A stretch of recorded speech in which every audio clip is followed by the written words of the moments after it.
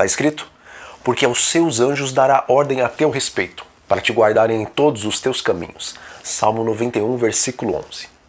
Amigos, seria bom se todos nós pudéssemos avaliar o quão próximo o céu está, na verdade, da terra. Bom, ainda que a maioria dos seres humanos não se interesse por isso, ou talvez nem saibam sobre a existência dos mensageiros de Deus, constantemente os anjos de luz os têm acompanhado, pois os mensageiros celestiais são enviados para ministrar à raça a qual foi comprada pelo sangue de Cristo para herdar a bendita salvação. Diz o Espírito de Profecia: uma testemunha silenciosa guarda toda a alma vivente procurando conquistá-la e atraí-la para Cristo. Os anjos nunca deixam o tentado como presa ao inimigo que destruiria a vida humana caso isso lhe fosse permitido. Enquanto há esperança, até que eles resistam o Espírito Santo para a sua ruína eterna, os homens são guardados por seres celestiais. Nossa Alta Vocação, página 18. Bom, diante desta afirmação, nós não precisamos mais ficar questionando se somente os cristãos são acompanhados pelos anjos de Deus, pois em sua misericórdia o Senhor delega um guarda de luz para estar ao lado de toda a alma vivente, até que esta venha a descansar no pó da terra, ou até que, por fim, a pessoa resista definitivamente à influência do Espírito Santo. Na verdade, existem casos especiais, meus amigos, que nem mesmo após a morte do ser humano, o seu anjo da guarda o abandona. Pois vemos no Espírito de Profecia que, com relação a Guilherme Miller, um anjo do Senhor se encontra junto ao seu túmulo para lhe dar as boas-vindas na manhã da ressurreição. Diz o Espírito de Profecia: se todos pudessem contemplar o nosso Salvador como ele realmente é, um Salvador. Se sua mão abrisse o véu que oculta a sua glória dos nossos olhos, o que veríamos? Nosso Salvador não está em silêncio e inatividade. Ele acha-se cercado de inteligências celestes, querubins e serafins e dezenas de milhares de anjos. Todos estes seres celestiais têm um objetivo de seu supremo interesse, colocado acima de todos os outros: a Igreja de Deus no mundo corrompido. Eles estão trabalhando para Cristo sob sua comissão para salvar, no mais completo grau, todos os que olham para Ele e nele creem. A Verdade sobre os Anjos, página 250 e também 251.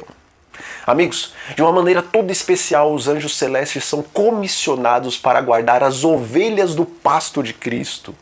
E quando Satanás nos ataca com suas terríveis armadilhas, as quais enganariam, se possível, os próprios eleitos de Deus, esses anjos colocam em atuação todo o seu poder e influência para salvar os tentados. Na verdade, os anjos de Deus estão constantemente nos dizendo: não caiam nesse ardil de Satanás, pois vocês têm no trono do céu um irmão mais velho, o qual mostrou interessar-se ternamente por vocês, a ponto de entregar a sua própria vida. Portanto, não lhe entristeçam o coração de amor.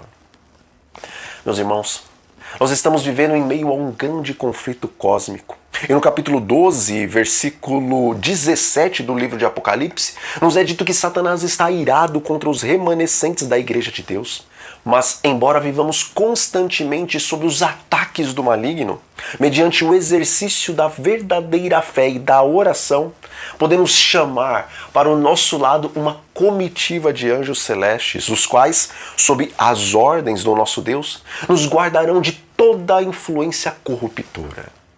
E já que eu estou falando da atuação dos anjos celestiais, eu aproveito para contar uma experiência que tive no ano de 2006, um pouco depois de regressar para os caminhos de Deus.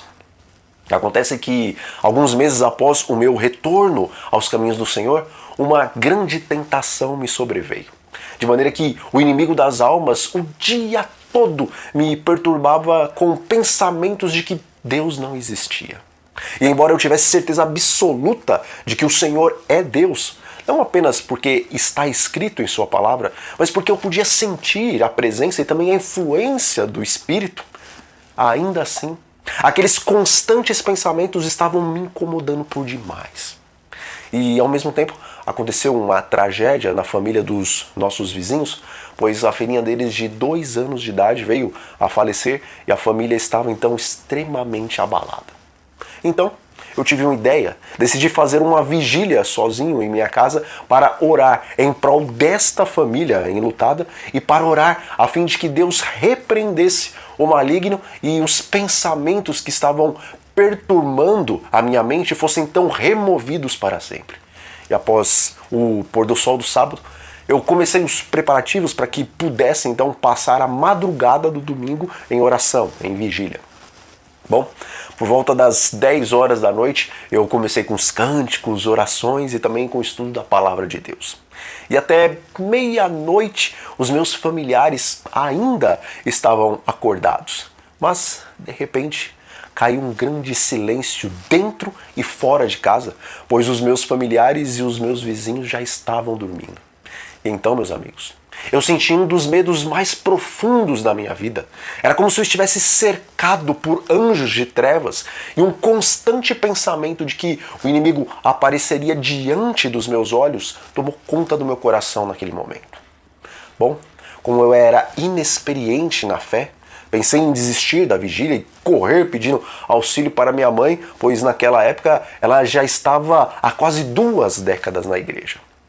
Contudo, mesmo sentindo aquele pavor sobrenatural, Deus colocou em meu coração o desejo de me ajoelhar e de orar. Então, estando eu na sala da minha casa, eu ajoelhei e comecei a pedir que o Senhor removesse de perto de mim aquelas trevas e que me desse ânimo para que eu continuasse a vigília. E enquanto eu estava orando, ajoelhado e debruçado sobre o sofá, eu ouvi a porta do quarto abrir e alguém se achegou ao meu lado e colocou uma almofada próxima da minha cabeça. E logo em seguida, os passos dessa pessoa se dirigiram para a cozinha da casa. Então, nesse momento, me veio um grande alívio, misturado com alegria e também com paz, porque na minha mente eu acreditava que agora a minha mãe estava acordada. E quando eu terminei aquela oração, eu abri os olhos e olhei para a cozinha, mas não havia ninguém.